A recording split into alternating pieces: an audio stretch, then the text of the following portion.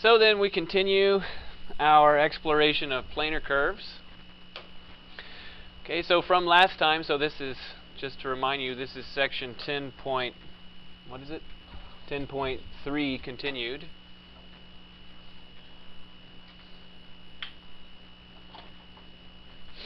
Okay, so from last time, we had been talking about such a thing called a planar curve.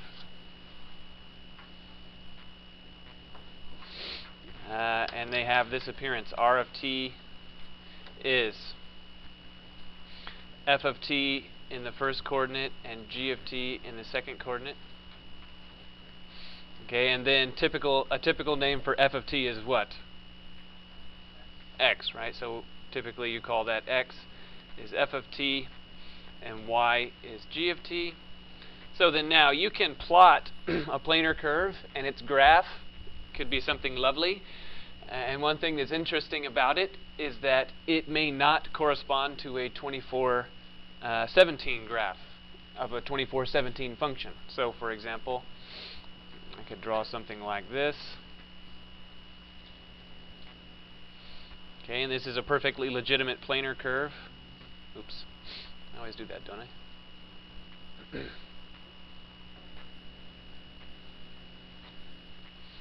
So this is a perfectly legitimate planar curve, but it is not a 24/17 graph. It is not a 24/17 function, that is to say. So does everyone recall these things? I hope. Okay, so then let's continue to review just for a moment what else it is that we discovered. Okay, so from last time we demonstrated that if you have, again, x is f of t and y is g of t, then you can compute dy dx as follows. It is dy dt divided by dx dt. Okay, so then if I gave you a planar curve, x and y, both functions of t, and I wanted you to compute dy dx, it is the derivative of the y function divided by the derivative of the x function. Okay, so then now, more generally from that argument is the next consequence, which is to say this: dy dx, that can be denoted in another way like so. Okay, the derivative with respect to x of y. And then as it turns out, what this is it is the derivative with respect to t of y divided by dx dt. Right? This is just a restatement. This line is just a restatement of the previous line. Did I hit record? Let's check that. I'm feeling, yeah, I guess I did. Okay, good. Okay, so then this line is just a restatement of the previous line, but in a slightly different notation. So the purpose of the restatement is because of the following now. Now I can say that, what is the name for this thing that I am writing down? The second derivative. The second derivative. So then now, this first derivative, dy dx, represents what geometric thing related to the graph? Something about the tangent, what? The slope, right? Slopes of the tangent. Okay, so then now, the geometric interpretation of the second derivative is what? Okay, I agree that it's the slope of the slope, but that's not specific enough. Concavity. Right? Okay, so then now, the second derivative is, by definition, this: dx, dy, dx. Right, that's the second derivative. Okay, and now, by analogy to the previous formula, right, to the formula on the previous line, this is the time derivative of the first derivative divided by the time derivative of the x function.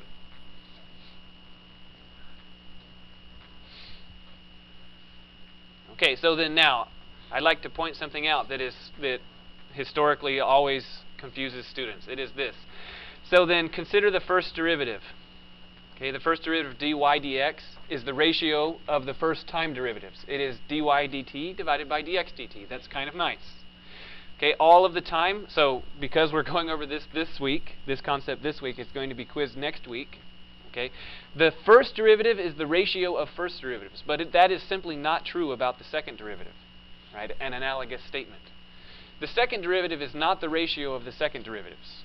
It's not, right? So then this statement that I'm about to write down is incorrect. So then if you're going to copy it, copy down that it is incorrect, right?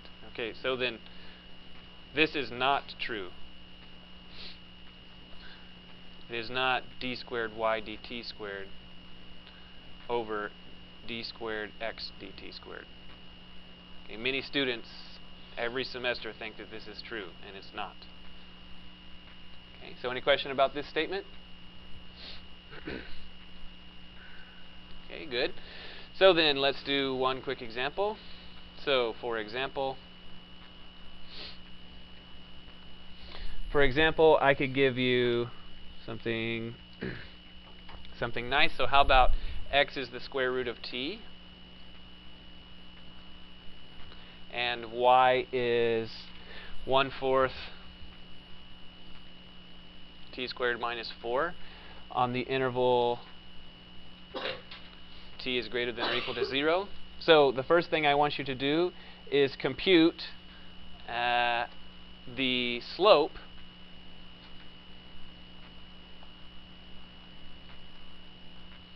at 2, 3.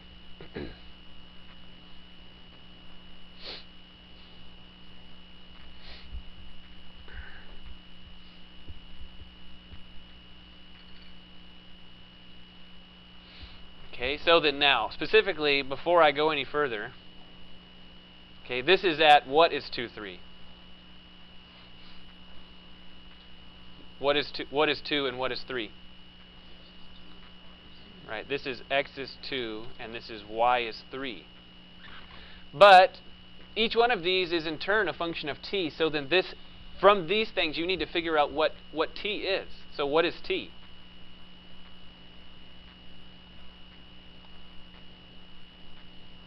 So what is t?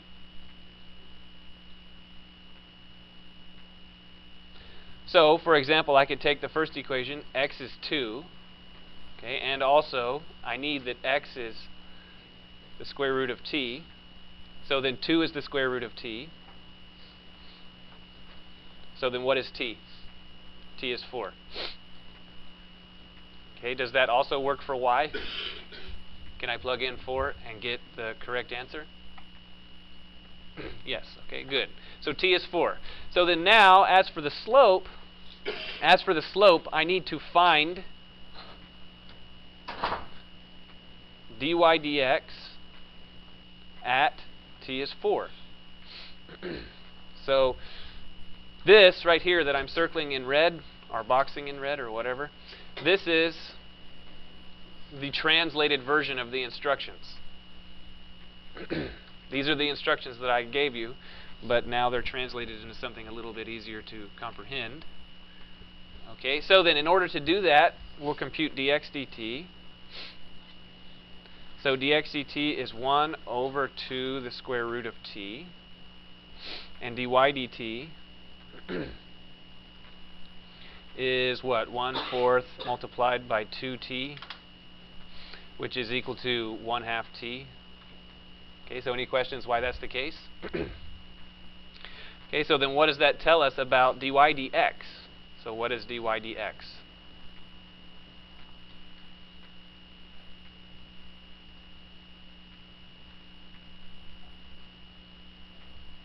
How do you compute dy dx from these things?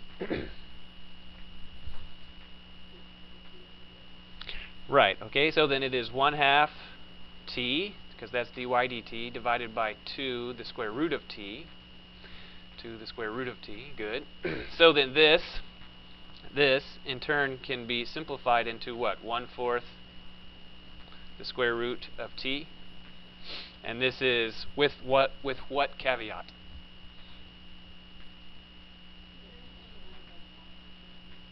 Maybe. No. This is half, and 1/2 divided by 2 is 1/4. Possibly. Yeah. Oh, okay. Yeah, I see. Okay, good. I was starting to get kind of concerned. So then 1 over 2 the square root of t. That's far better. Okay, so then now, division by a fraction is the same as multiplication by a reciprocal. So then this will be 1/2 t multiplied by 2 square root t, like so. Okay, so then this is equal to what? T to the 3/2? Great. Okay, so then now, the instruction was compute the slope at 2, 3. So then finally we know the slope is m is dy dx. Evaluated at t is 4. So that is, we need to evaluate 4 to the 3/2. Now remember, you're not going to have a calculator, so you got to be able to do this. Okay, 4 to the 3/2. That is, you can factorize the exponent like so. You can say that this is, well, 4 to the 1/2 to the 3. Okay, what's 4 to the 1/2? 2. And then to the 3 is 8. So the slope is 8. Okay, the slope is 8. Okay, so then that's what kind of slope? Sloping upward or sloping downward? Upward. Okay, good. So then the next instruction is to compute concavity at 2, 3. Okay, so for the exact same reasons, right, this means that t is 4. At t is 4. So then the instruction, the translated instruction is you need to evaluate d squared y dx squared at t is 4. Okay, so then by definition, on the previous page, d squared y dx squared is the time derivative of the slope divided by the time derivative of the x-coordinate, like so. So now all it is a matter of just plugging in all the various things. Okay, so then this will be the time derivative of, what did we get? T to the 3/2 here. And then if I can copy it correctly this time, it'll be 1 over 2 the square root of t, like so. Okay, so then now it's just a matter of plugging all the things in that we know how to do. So then this will be what? 3/2 t to the 1/2. And then instead of dividing by this fraction, I can multiply by its reciprocal, to the square root of t. So then the 2's cancel, and I get what? 3t? Excellent. Okay, so then the concavity, d squared y dx squared, evaluated at t is 4, evaluates to what? 12. Fantastic. So then it has positive concavity. So this is concave up or down? Up, right? It's positive. And are positive people smiling or frowning? Smiling, right? Concave up. Okay, so any question about this? Any questions? Sorry, ddt was all 3/2? What happened? ddt was all 3/2? The derivative of t to the 3/2 using the power rule is bring the 3/2 to the front, subtract 1 from 3/2, etc., etc. Other questions? Other questions? Okay, good. Moving right along. So now I'd like to point something else out, and that is that I'll ask a question. So here I'll draw a sketch of a nice planar curve. I always do that.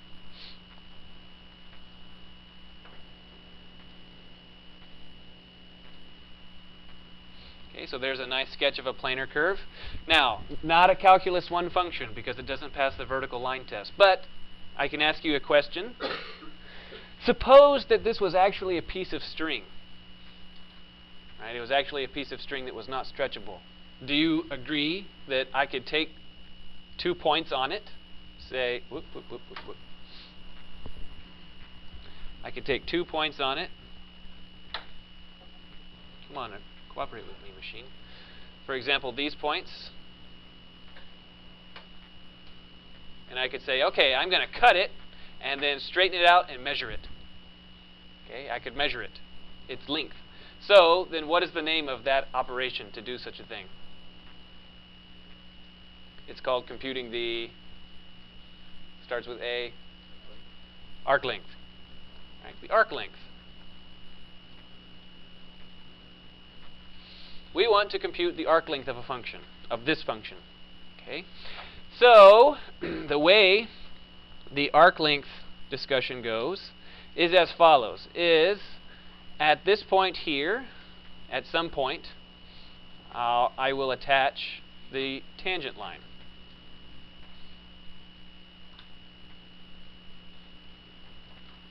Okay, so there's the tangent line.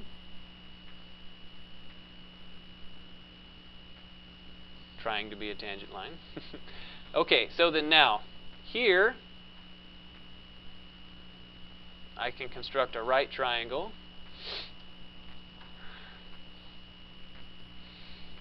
Okay, and then I can choose these names. I'll call this dx, this dy, and this magenta segment.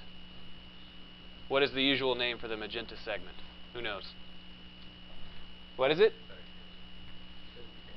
I agree, but so the vertical segment is dx, the horizontal segment is dx, the vertical segment is dy, and the hypotenuse here always has a certain name. What's its name? Not dz in this case because we're talking about arc length. It is d. Okay, I'll just say it, ds. Okay, good. It's ds. Okay. So then now, what I'd like to point out to you is that, okay, if we were to zoom in to this attachment point, to the attachment point, recall that as long as the function is smooth there for a certain definition of smooth, when you start zooming into the attachment point of a tangent, you can come to a point to where the tangent line agrees arbitrarily well with the graph. Okay, you know that intuitively as a human because when you go outside and you look around, if you are standing on the ground, the earth looks flat. Okay, and that is because a plane is a very good approximation for the surface of the Earth because the Earth is tens of thousands of times bigger than you are. Hundreds of thousands. Millions, I don't know. A lot bigger than you are. Okay, so then, now, this forms a right triangle. So then from this right triangle, you can see that the following must be true. ds must be equal to the square root of dx squared plus dy squared. Treating momentarily these things as as things you can multiply like so. Okay, now what I want to do is I'm going to say that, well, this is also equal to, ds is equal to the square root of dx squared plus dy squared, and then on the outside I'm going to write dt dt dt dt. So then now what I'm going to do, and this is going to be for, well, this is going to be for only legitimate positive dt. Okay, so then ds now is going to be equal to the square root of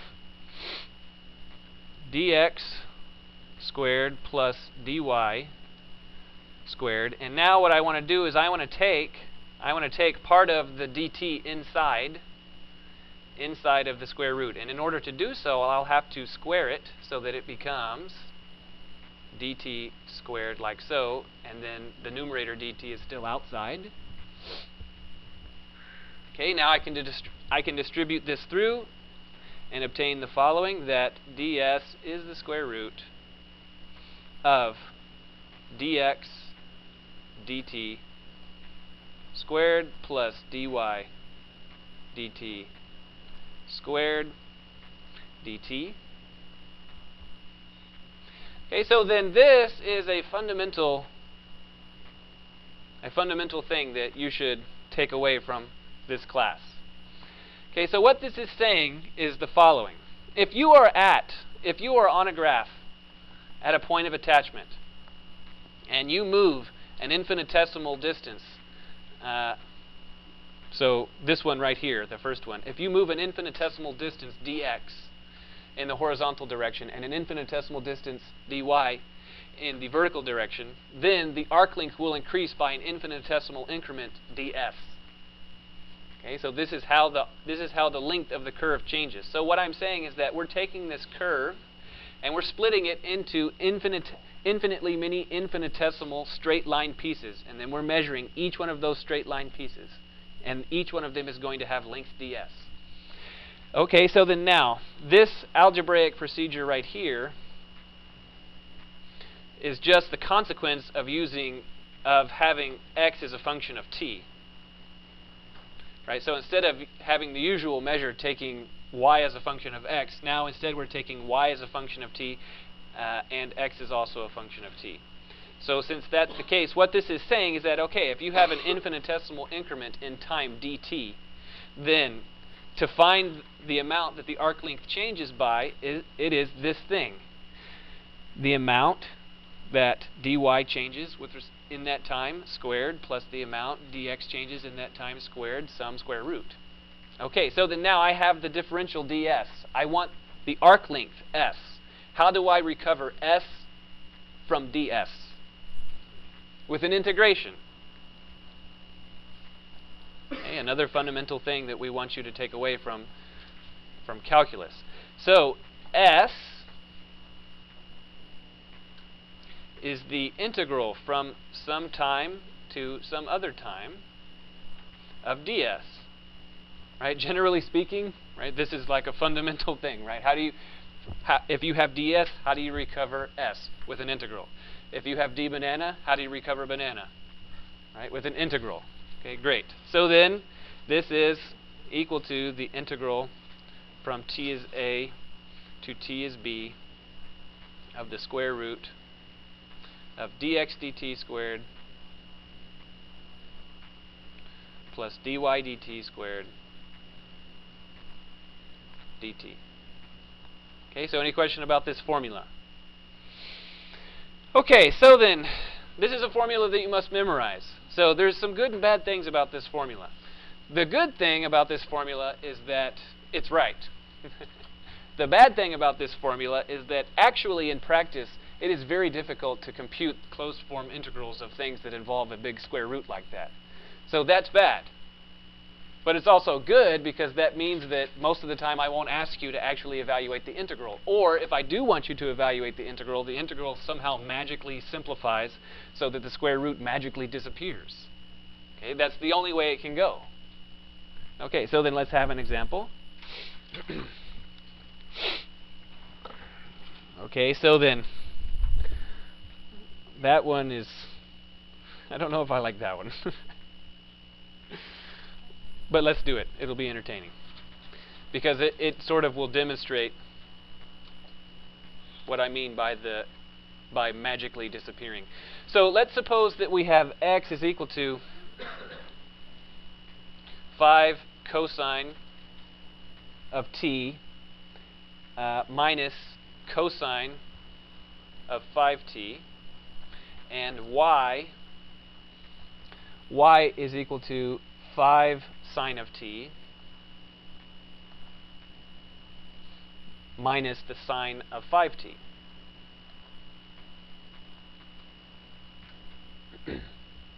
Minus the sine of 5t. Okay, so I want you to compute the arc length on the interval what? We'll just say 0 to pi.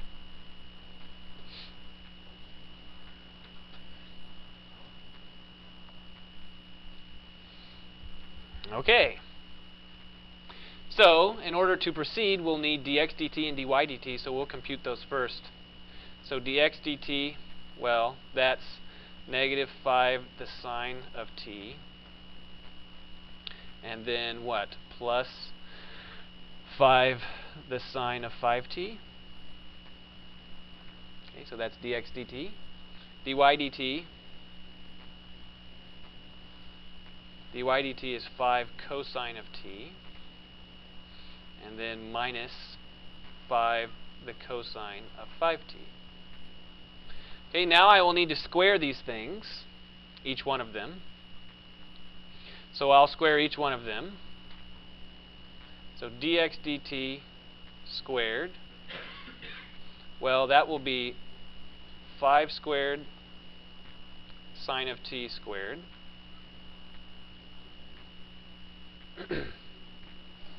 Sorry? Okay, just kidding. Okay, so then now this will be what? Minus what? 50 sine of t. Is that right? Is anyone? Minus sine of 5t, right? Because I'll get this one times this one. Right, so that's negative 25 sine t sine 5t, and then I'll get another one for the other order, and then plus 5 squared, what? Sine of 5t squared. Okay, so any question about why that's dx dt squared? Okay, so dy dt squared is surely similar due to the symmetry. So then 5 squared cosine of t squared, and then minus 25 and another 25, so again minus 50 cosine of t cosine of 5t plus 5 squared cosine of 5t squared. So now I need to do what with the squares of the slopes? Add them. Okay, I need to add them. And I'd like for you to look. I've tried to make things look nice. Okay, can you see anything that would make some nice cancellation?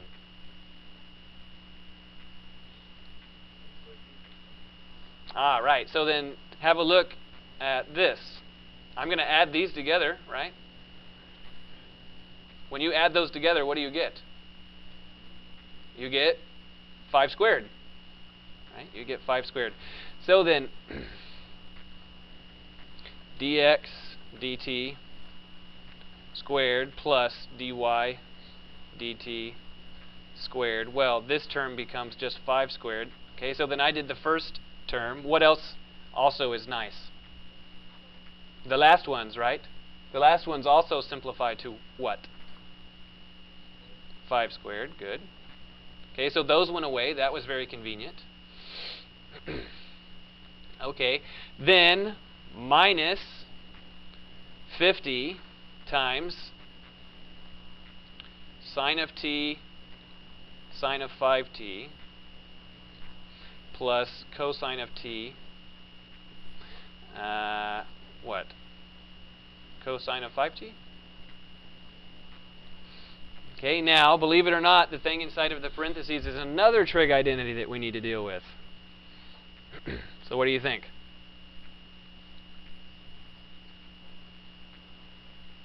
It's not sine.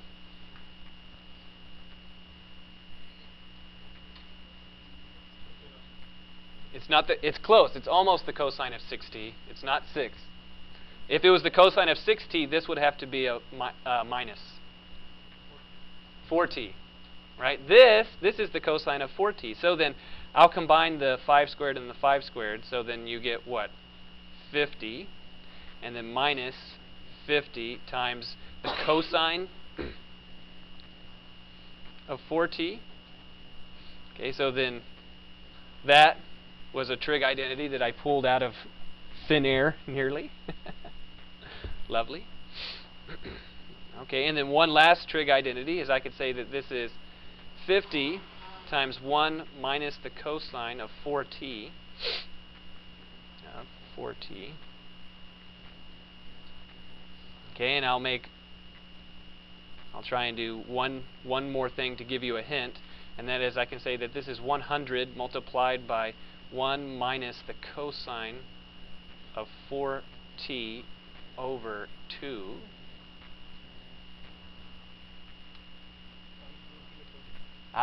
Sine of 2t squared. Right, sine of 2t squared. So this is 100 times the sine of 2t squared.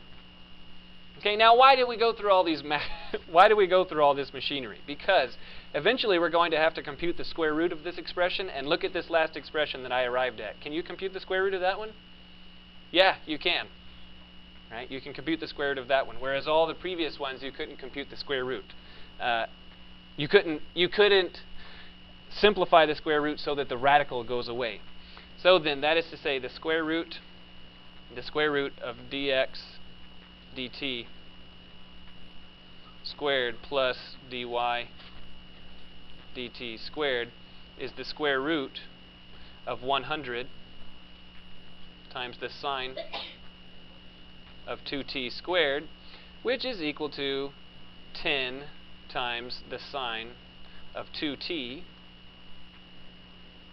because 0 is less than or equal to t is less than or equal to pi. Oh, really, this should be, no, so this is not true. It's the sine of the absolute value of 2t. So why do I have to put absolute value?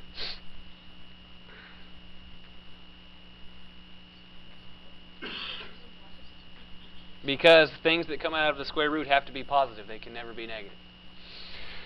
Wonderful. Okay, so then now, this is something you could integrate. Okay, you could integrate this expression. Whereas all of the previous ones, if you were to try to integrate their square roots, it wouldn't work out. But you could do this one. So this represents the peak of difficulty that I would ask you ever to do. Typically, it will be a much simpler thing to deal with. So let's do another example. Yes?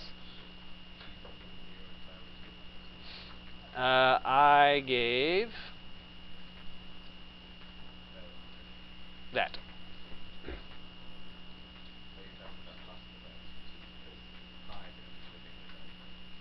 Right. Okay, so then, next example, something simpler to think about, just so you're not completely spooked by the difficult example. So what if I give you x is something like 4t plus 3, and y is equal to, how about 7 minus 5t? Okay, then I want you to compute the arc length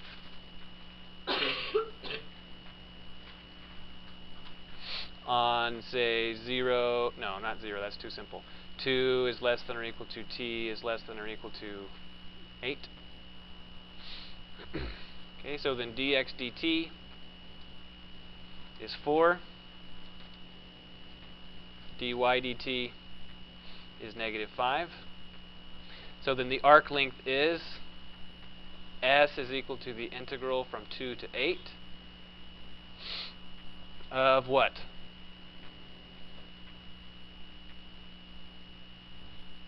Of what? The square root of 4 squared plus negative 5 squared dt. So then 4 squared, that's 16, plus 25 is, oh man, 45? Is that right?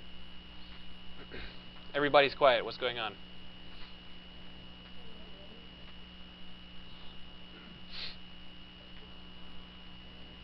Okay, well, I can't do arithmetic in my head. So then 16 plus 25, okay, good, 41. So then this is the integral from 2 to 8 of the square root of 41 dt. And is this an integral you can do? Yeah, right? The square root thing that was a problem just suddenly became a constant. So then it is the square root of 41 t evaluated from 2 to 8. So it is just the square root of 41 times 6. Okay, so any question about this one? Any question about this one? So then the last just purely algebraic trick I'd like to point out is that sometimes you're given arc length questions where you have to use some other silly trick, which is completing the square somehow. Find the arc length of the curve. So let's find an example. Where do they do it? Well, I'll just lead you through it on the take-home quiz. Okay, so any questions about this? So understand that the arc length formula is a formula you need to memorize. Most of the time in real life, you can't actually analytically evaluate an arc length. In practice, meaning like if you go on, become engineering professionals and things like that, you'll just evaluate the arc length numerically. And you'll get it to within a millimeter or whatever the tolerance is for your particular problem. Okay, so any question about this? Okay, so then now we need to move to another section. Sorry, so would you not be able to compute it because you don't have the right formula? So then generally speaking, so to make my remark explicit, here's a particular form of integral that you would have to do, right? I won't call it f because you have a special association to that, so I'll just call it h dt. In general, computing that antiderivative, there are not very many antiderivatives like that that are possible to compute. Okay, h has to be a very special form in order for it to be computable. It either has to be representable as a square, so that you can drop the radical and take absolute value instead, or it has to be somehow splittable with a differential so that you can do a substitution and get a differential part outside of the square root. Those are the only forms that I know of. So it's not that I'm saying that there's some secret magic that we haven't told you about computing integrals of square roots. I'm telling you that the universe doesn't allow it. There isn't a closed form solution. Okay, other questions? Okay, good. So now we're in section 10.4, which is called polar coordinates.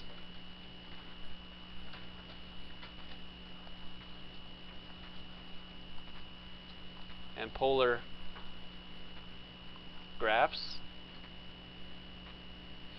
Okay, so the first thing to do is probably start out with an example.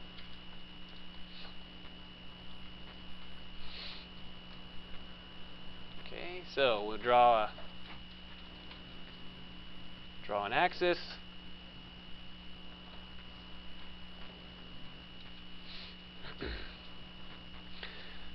So I can select a point, and we're accustomed to such a point being given coordinates in rectangular coordinates. So then we might call this something like AB. But rectangular coordinates, not the only coordinate system in town, right? We can use other coordinate systems. And polar coordinates is just one of those other coordinate systems. So then now, not that one. So then now, I could draw the line from the origin to that point. And then I could say, okay, well, this forms a right triangle. What is the height of this point? B, good. I always do that. No, not that. This one. This one. This is B. And then what is the base? A. So could you compute, if I told you that this I'm going to name R, could you compute R? Yeah, what is it? Good. It's the square root of A squared plus B squared. Okay, now what if I said that I'm going to call this thing theta? Could you compute theta? Okay, how could you compute theta, for example?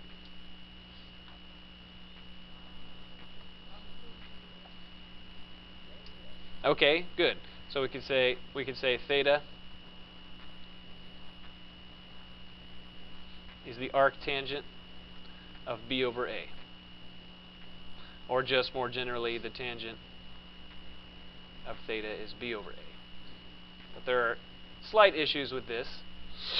There are slight issues with saying that the tangent of theta is b over a because it's somewhat ambiguous for the same reason that the arctangent thing has a problem. So then, do you recall, where is the arctangent defined? So, how about this? I mean to say it like this. The range of arctangent gives you angles in what part of the plane?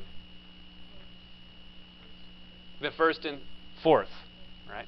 The first and fourth, the right side of the plane. So then if I give you an angle on the left side of the plane, you have to do the various trickeries that we taught you how to figure out what the actual angle is. Okay, but take heart, right? You don't have a calculator, so you can't be confused by your calculator. You can only be confused by yourself. Okay, so then now this, the rectangular coordinates of this point is AB. Okay, the polar coordinates is what? How do they say it in here? Do they say, yes, r and then theta? So then the polar coordinates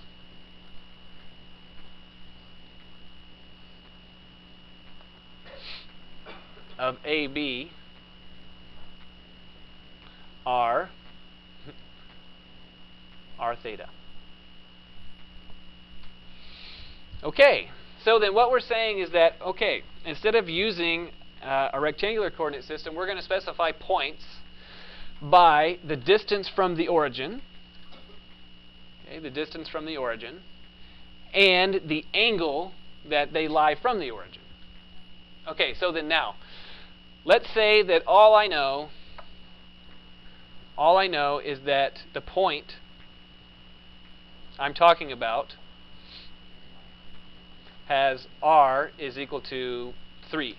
Let's say that that's all I know. So this would be like asking what is the line in rectangular in rectangular coordinates, what is x is equal to 3? A line. A line. I ruined my joke. Okay, so then x is equal to 3 is a line. What kind of line? A straight one. No. So then how about this? Is it a vertical line or a horizontal line? Right? So then x is equal to 3, right? This is a vertical line. Okay, how about y is equal to 3? What is this? A horizontal line. Okay, now how about r is equal to 3? What is that? A circle, right? It's the set of all points. It's the set of all points which have distance 3 from the origin. The set of all points which have distance 3 from the origin. So then, I could select one point and say, well, that point is on it, and that point is on it, and that point is on it, and that one is on it, and then I could start selecting a whole bunch of points, and then eventually, it starts to look like a circle. Right? That's the set of all points. The set of all points which are distance 3. Okay, so this is a circle with radius 3. Okay, so then how about theta is, I'll say just so I can draw it in a nice position, pi over 3. Okay, so but understand what this just means, that I'm just talking about the constant angle theta. So what is this graphically speaking? It's a line. It's a line, but more specifically, it's just a half line. It's usually drawn as a half line, like so. So pi over 3 is up like that a little bit. So this is theta is pi over 3. Okay, so this is interesting, right? Constant coordinate values in rectangular coordinates represent lines of either horizontal or vertical persuasion, right? X equal to a constant is a vertical line. Y equal to a constant, horizontal line. R equal to a constant, circle, right? Theta equal to a constant, a half line. Okay, so any questions about this? This is what constants look like. So any question about that?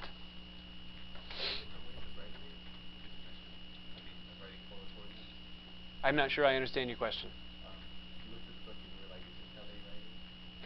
So what I meant is I different books have different conventions of which one comes first, r or theta.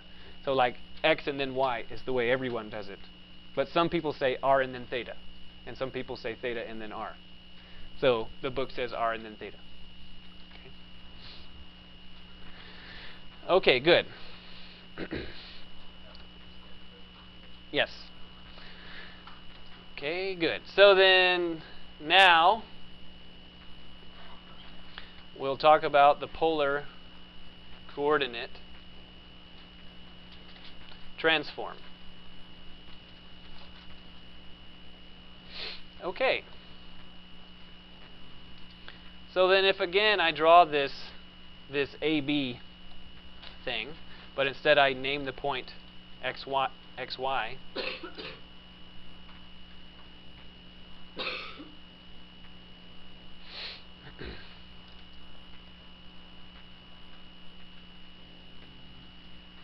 Okay, so that this is r and this is theta. Then, using trigonometry, you should be able to tell me the formula for x. X is equal to what?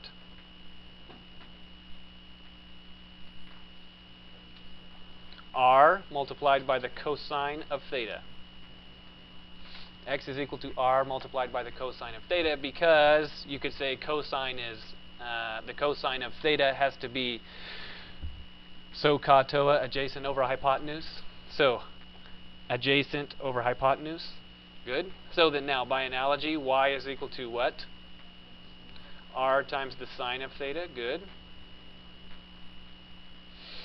Okay, so then now you should be able to tell me, how about y over x? Tangent of theta. Good. Okay, because the r's will cancel, and then sine over cosine is tangent. So how about this one? X squared plus y squared. R squared. Why is it r squared? Right, because you will get r squared cosine squared plus r squared sine squared. And then you factor out an r squared. So you can factor out an r squared.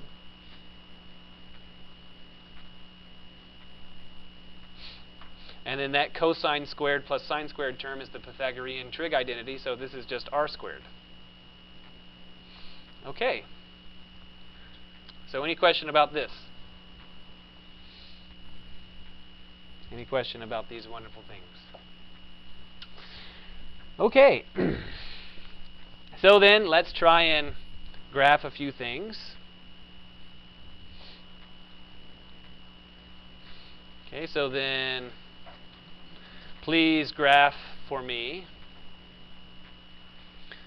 r is equal to, and I just want the meagerest of sketches. R is 2. What is this thing? Circle, radius 2. Okay, good.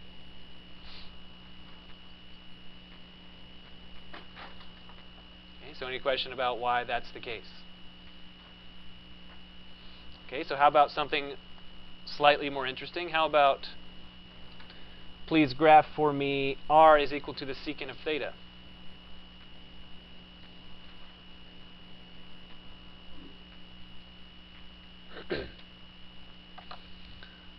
Okay, this one is harder to do. Right? So then the strategy you should think, the strategy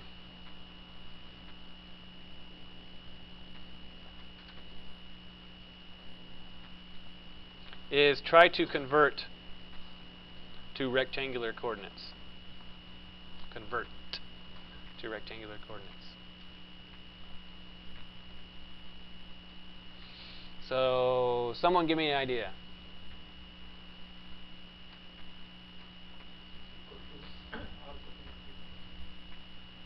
Okay, right. So then I could take the first thing. I could take the first thing and say that this is, well, r is equal to 1 over the cosine of theta, right? Because that's what secant is. Now I can take the cosine and I can move it to the other side and say that r cosine theta is equal to 1. But now r cosine of theta, that should be ringing a bell. What is r cosine of theta? It's x. So this is just x is 1. So how about these are, r is equal to the secant of theta and x is equal to 1. They are equivalent. That is the transformation from polar coordinates to rectangular coordinates. So what does the graph x is equal to 1 look like? Vertical line at x is 1. Okay, so that's what the secant of theta looks like. R is equal to the secant of theta in polar coordinates. Okay, so any question about this one? Any question about that? No, we're not going to add direction to it. But generally speaking, when you just like, so this is a good question. Okay, so then what is the positive angular direction? So the options are clockwise or counterclockwise. Counterclockwise, right? The usual way. Angles increase to the counterclockwise direction. Okay, so if you were to give this an orientation, which it's not required in polar coordinates, the orientation would be pointing upward in this case. Other questions? Good question. Okay, so we continue. Okay. So, example.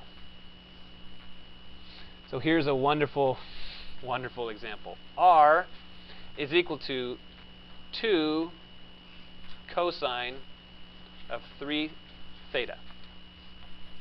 R is equal to 2 times the cosine of 3 theta.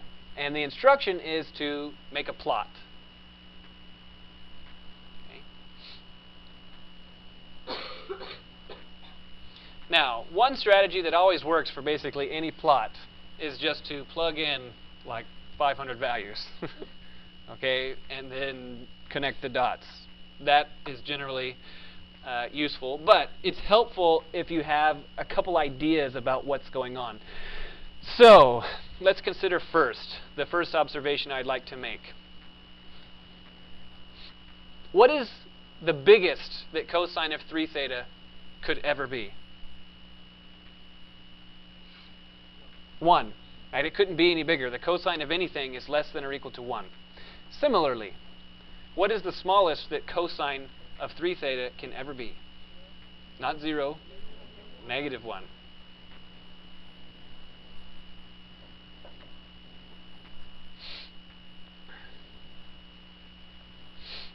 Okay, so then this is telling you that negative 2 is less than or equal to 2, the cosine of 3 theta, is less than or equal to 2. And so this is telling you that negative 2 is less than or equal to r is less than or equal to 2. So then what this is telling you is that, yes? Since R in the polar system, doesn't that mean radius? So how can you have... You can, it's just, so it's a good question. So we could plot, for example, r is equal to negative 2, theta is equal to pi over 3. Okay, so then now, where is theta is pi over 3? It is here-ish.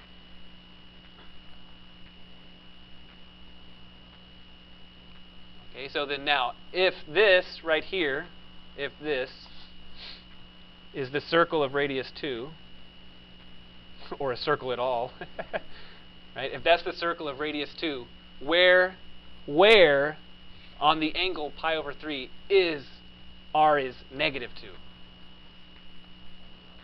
On the opposite side. Okay, it's a good question. Okay, so then now, because of this, you should be able to reason that all of this r is equal to 2 cosine of theta. You know where it has to be. Where does it have to be? All right, I've said that r has to be between negative 2 and positive 2. So that means that the entire graph of this thing exists inside the circle of radius 2. It all has to be in there. It can't get out. It can't get out of there. So this means that the graph is inside the circle of radius 2.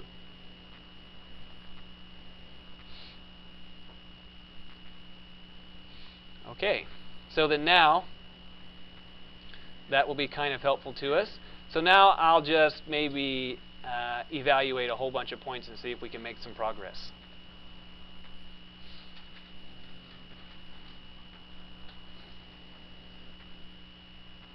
Okay, so then now I'm going to, for my benefit, I'm going to draw the circle of radius 2 so that when I'm plotting I always stay inside. It is hard to draw a circle, I'm telling you, especially with this pad. Okay, so then a circle of radius 2. So now let's plug in some points. Okay, good. How about if theta is equal to 0, right, I'll copy this down here so we don't have to keep scrolling up, 2 cosine 3 theta. If theta is equal to 0, then what is r equal to? 2. Good. How about if theta is some other angle that's easy to evaluate, like pi over 18? Pi over 18. So then that would be r is equal to 2 times the cosine of pi over 6. 2 times the cosine of pi over 6. And then the cosine of pi over 6 is the square root of 3 over 2, and then multiplied by 2, so that's the square root of 3. Okay, and then it would be very good of you to memorize that the square root of 3 is about 1.7, right, a little bit less than 2. Okay, how about another value that would be easy to evaluate? How about pi over 12? In that case, you have 2 times the cosine of what now? Pi over 4, good. So then that will be the square root of 2, which is about 1.4. Okay, what's another value that's easy to evaluate?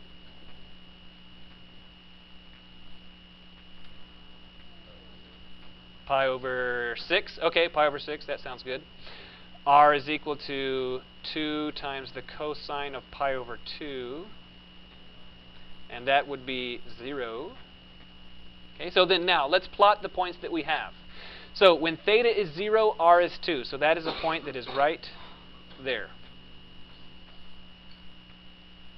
Okay.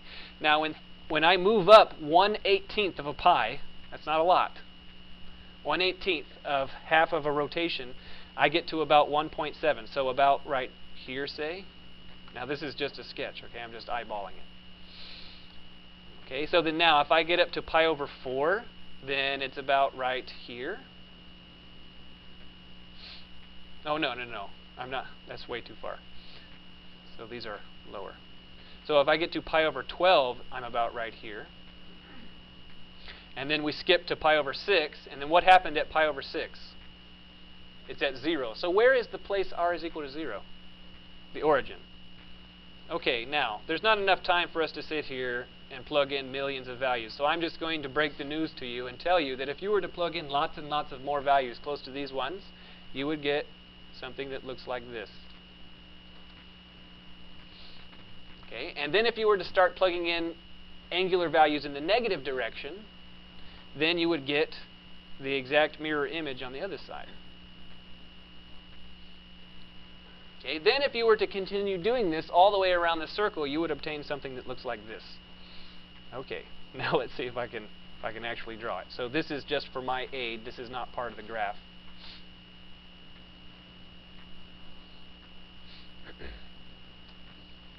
And this, I'm doing this because I already know what this is supposed to be.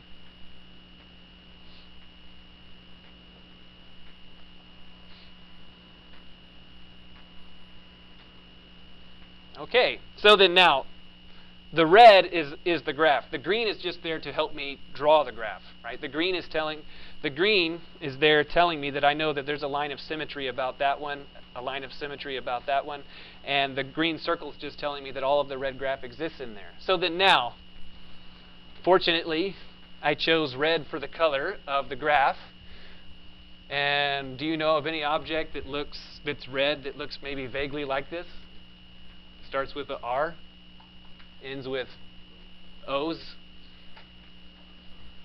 It's a rose, right? So this is a rose curve, right? That's the name of this. This is a rose curve. Okay, so then specifically, this is a rose curve of radius, what? 2. It has how many petals? 3 petals. And it is aligned with the x-axis or not aligned with the x-axis? Does it have a symmetry about the x-axis or not? Yes, and it has the x-axis symmetry. Wonderful. Right? So it's a rose curve. Okay, good. So then now, let's zoom through another example, and you can just believe me now. So what if instead I gave you r is equal to, how about 5 times the sine? 5 times the sine of 3 theta. So then you could probably make some pretty good guesses here. So what do you think? Is it a rose curve? Yes, this is a rose curve. So it's a rose of radius what? 5. How many petals? 3 petals. But it's not the same, exactly the same as the previous example. So what? Does it have an x-axis symmetry or not? No x-axis symmetry.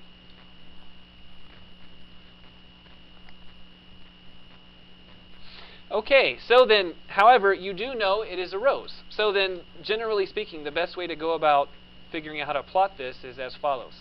Let's solve the equation, solve r is equal to 0.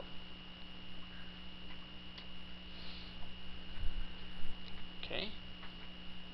So if we solve the equation r is equal to 0, that's the same thing as saying that 5 sine of 3 theta is 0, which is the same thing as saying that the sine of 3 theta is 0, which is the same thing as saying that 3 theta is equal to a multiple of pi. Right? Because that's when the argument to sine is a multiple of pi, that's when sine is 0. So then what is that telling you about theta? Theta is a multiple of what? Pi over 3. So every pi over 3,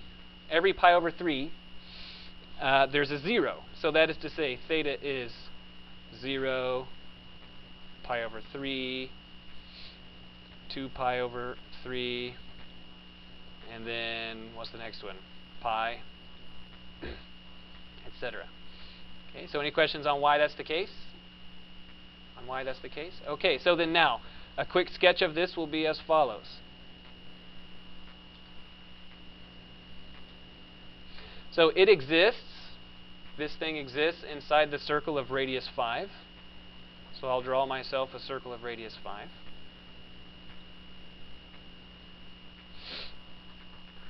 Okay, and it will look like so.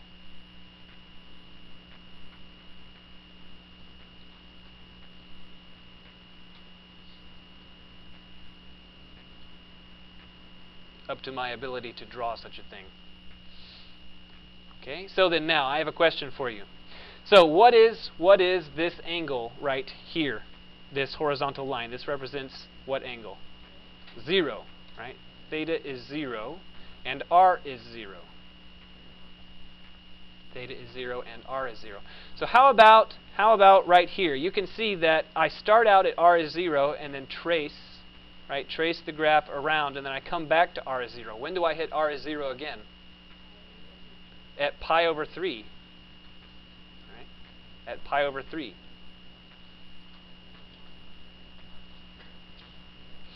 Okay, and then I come down here and I trace and I come back and finally I hit it again. Where do I hit 0 again? At 2 pi over 3.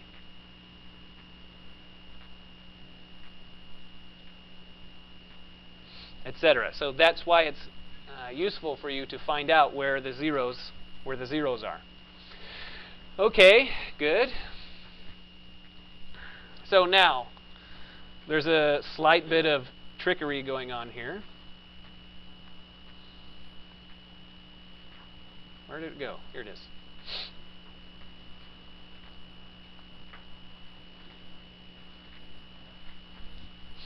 Now, if you have r is equal to a, the cosine of 3 theta, then this is a rose curve, which has radius a, and how many petals? 3 petals.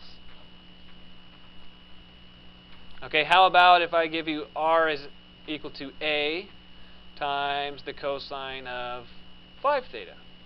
So what do you think? It has radius a and 5 petals. Radius a and 5 petals. So what if it has a times the cosine of 13 theta? How many petals?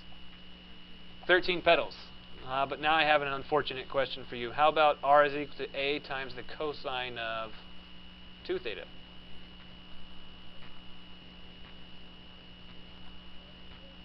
Four petals. Okay, so then the number of petals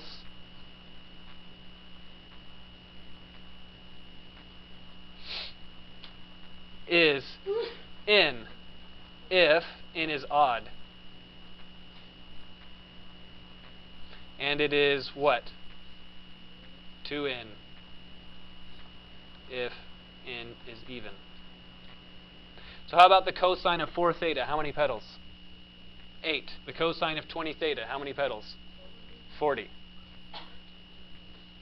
Yeah, let's be realistic, right? So then the truth is you are going to be asked to deal with these rose curves, and you're going to have to draw them, and they're going to have 3, 4, or 5 petals. There just won't be any more because, trying to ask a human being to draw freehand something with so many petals, it just doesn't work. It doesn't work. Okay, so then we're not going to ask it because it would just be unmanageable. Yes? Will we ever be asked something like with a fractional n or something, and it just kind of slowly wraps around towards 0? So what if the multiplier is not an integer? That's the question. So have you ever seen a thing called a spirograph? They look like that. So then we'll never ask you to draw such a thing because you have just basically no hope of doing that with your hand. I mean, really. Okay, really. Because they look like, you will never see me ask you to do something like that. But, there are rose curves that look like so. They go, how do they look? Like, all kinds of stuff. I can't do it. I can't do it, and so if I can't do it, I can't expect you to do it either. Okay, they look fantastic and difficult to draw. Okay, good. So now, so I'll just use this one. This is fine. Okay, so then now at this point, assuming that this is a smooth graph, can you see that it has a tangent line? So I could ask you to compute tangent lines.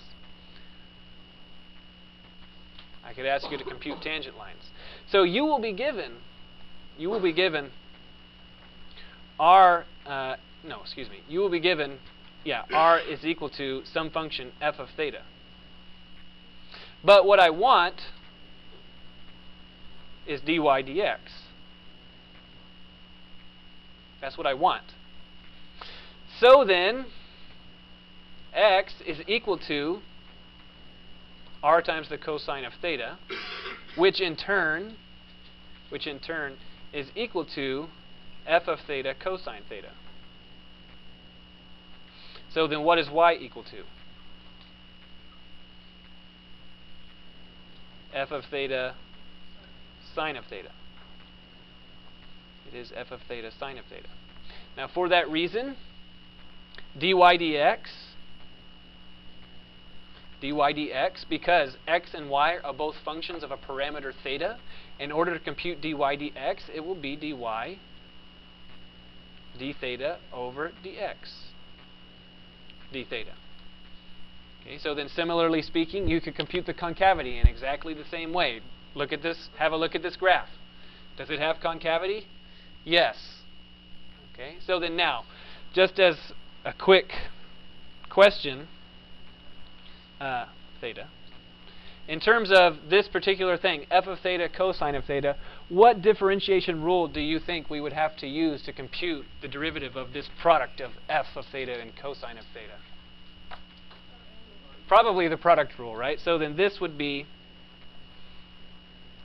the derivative of f of theta times the cosine of theta, and then minus f of theta times the sine of theta. Okay, and then similarly, you could do a similar thing for y. Right? dy d theta is what? F prime of theta times the sine of theta plus f prime of theta times the cosine of theta. So that dy d theta is the ratio of these two things. Okay, so how are we doing on time? Lots of time. So the last remark that I want to make is this. There's two remarks I want to make. So generally speaking, we have horizontal tangents and vertical tangents.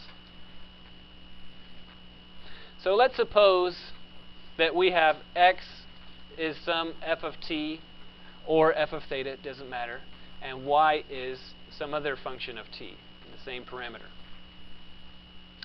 Then what does it mean? What does it mean for a graph to have a horizontal tangent?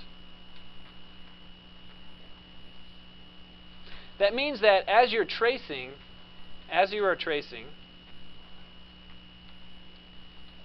you come to a place where the tangent line is horizontal, so that if your pen was drawing this graph, it would be moving left and right, but not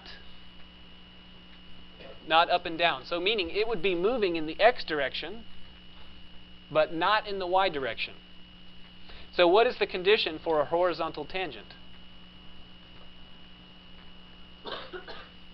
So the condition is that dx dt is non-zero, right? You have to be moving left and right. You have to be moving left and right. And what about dy dt? It is 0, right? You cannot be moving up and down. So if you are asked to find such a place, then it is equivalent to solving those two equations simultaneously. Places where the horizontal derivative is non-zero and the vertical derivative is 0. So then now, how about by analogy? What if I asked you to compute places of vertical tangency? So vertical tangency means what? That dx dt is 0. Right? You are not moving. You're not moving at all in the horizontal direction. Let's see, dx, yes. And dy dt has to be what? Non-zero. Okay, good. Now, the very last remark is this, and I don't even need to write anything anymore. On page 737 in the book. So I'll write that down.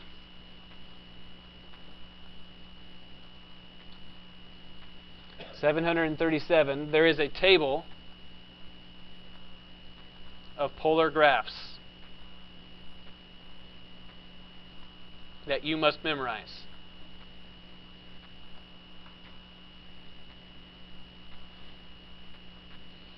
Okay, so then over the weekend you should confront these things and become comfortable with them. And then, because we're getting close to February, over the weekend, I want you to consider the following equation.